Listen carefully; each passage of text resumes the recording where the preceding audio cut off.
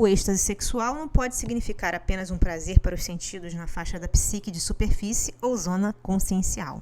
É claro que representa um atrativo, uma necessidade e exigência do movimento glandular da arquitetura física. Os seus campos de influências terão que transcender a dimensão do nosso entendimento na matéria. Vórtices de tal quilate devem alcançar as zonas nobres e desconhecidas do psiquismo de profundidade, onde as delicadas e ainda incompreensíveis organizações da alma se dessedentam. Esses importantes vórtices energéticos, desencadeados pelo contato sexual na zona material, devem atravessar todos os campos do psiquismo à procura de sua zona central, o inconsciente puro, cartografia da psique. E, nesses momentos inavaliáveis pelos sentidos, inenarráveis pelas emoções, fica o ser procurando o que há de mais nobre no universo onde vive e convive. Fica ansiando, em êxtase, pela grande energia, pela inteligência máxima, pelo próprio Deus a manifestar seus incalculáveis eflúvios pelas zonas profundas do psiquismo, na energia crística vibrante que carregamos no inconsciente puro. A utilização ou não do sexo na zona física deve obedecer a condições. Quem não estiver preparado pela própria evolução não poderá dispensar ou afugentar o mecanismo sexual da zona física. Quem ainda não tiver suplantado as fases sexuais nas suas duas polaridades não terá condições de afastar-se das necessárias realizações na romagem física. Entretanto, a castidade pode ser desenvolvida pela construção das energias sexuais no bem, quando essas forças da alma estiverem mais maduras para um direcionamento mais bem adequado. O sexo é a organização específica por onde os mecanismos de sublimação podem dar-se e, também, por onde o amor favorece os impulsos que buscam sempre o equilíbrio das emoções.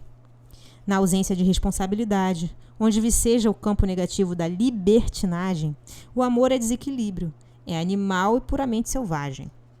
O sexo só evolui para o bem e a sua maior construção é quando se projeta além da mente de superfície e busca, no comando mais nobre das emoções, as vivências mais avançadas do espírito. Os que ainda vicejam nas paixões animais, elaborando vícios dos sentidos, encontrarão respostas na patologia sexual, tendo muito a lutar e a caminhar para o equilíbrio de suas organizações, que, por sua vez, é liberação. Somente na conduta do bem poderá o homem participar da harmonia que busca e anseia. É no relacionamento sexual equilibrado, sem a busca constante do orgasmo passageiro, cansativo e atordoante, que as almas se refazem, tornam-se autênticas em estado rítmico de espiritualização. Pelo relacionamento harmônico, o ser atenderia ao espírito reencarnante, como também à alma do cônjuge ou participante, sem reflexos de lesões no corpo físico e no perispírito. As forças sexuais bem dirigidas amparam as criações de ordem física, intelectual, sentimental e espiritual. As forças do sexo, desenvolvidas em todo o seu estuário, da parte física à zona espiritual, pelas permutas harmônicas, renovam os campos do espírito e oferecem lampejos e impulsos para as grandes construções humanas.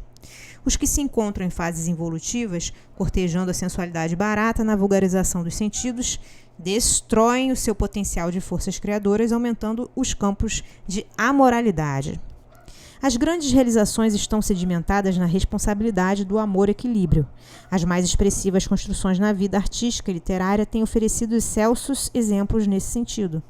Dante, sem a inspiração de sua Beatriz, possivelmente não teria elaborado a Divina Comédia. A força criativa do sexo é de tal ordem que pode ser também transferida, em casos específicos, aos campos do martírio e da renúncia com o apagamento da personalidade. Nos atos de autêntico heroísmo, em muitas circunstâncias, poderá haver reflexos dessas energias profundas do psiquismo que somente a integridade de seus eflúvios seria capaz de motivar. Na ausência de amor, nas baixezas da libertinagem, encontram-se os móveis de destruição, inclusive a decadência da grei e dos povos.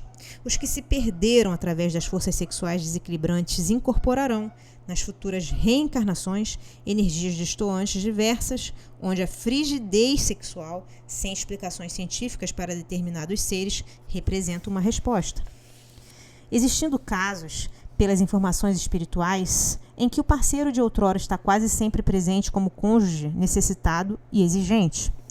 Nos dias presentes, De evidentes reajustes kármicos, os reflexos destoantes na organização sexual, como reações-respostas da lei, são gritantes.